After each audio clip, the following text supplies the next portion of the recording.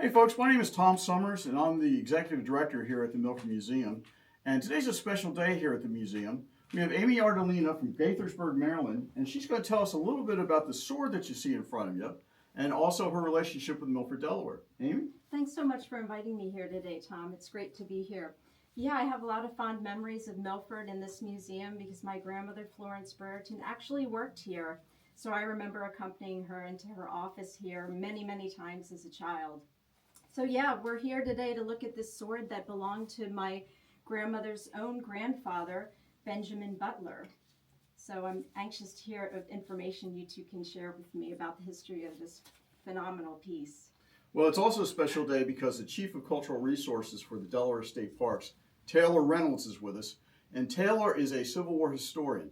And Taylor's done a little bit of a research about Benjamin Butler. Taylor, tell us a little bit about Benjamin Butler's experience during the Civil War. Yeah, absolutely. So this is the sword of Lieutenant Benjamin F. Butler, not to be confused with General Butler, who was a notorious general down south for the Federal Army.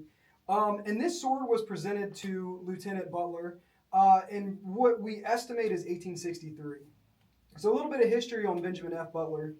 He enlisted in the 1st Delaware 3-month unit in 1861, and he would go on to serve those 3 months, primarily doing guard duty, looking over railroad stations, which was a primary duty for the 1st Delaware during that first few months of the war. And then he would ultimately re-enlist after his first enlistment ran out in 1862. And in 1862, Benjamin Butler would enlist in the 3rd Delaware, Company D, as a sergeant. The 3rd Delaware was a very well-known regiment from Delaware, participating in battles such as Second Battle of Bull Run, Antietam, Hatcher's Run, the surrender at Appomattox. So they were a very well-established regiment here from the state. So Benjamin Butler was at all of these major battles.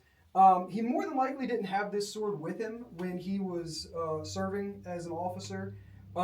This is more of a ceremonial sword, which you can see the ornate design both on the sword and on the scabbard. The scabbard also has an inscription on the front that says, presented to Lieutenant Benjamin F. Butler from Company D of the 3rd Delaware.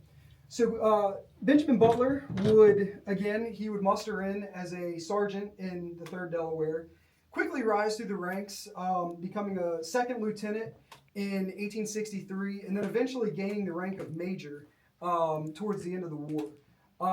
He would survive the war, he would come back here to Delaware, and would die relatively young in 1885, where he would be buried in Union Cemetery in Georgetown, Delaware.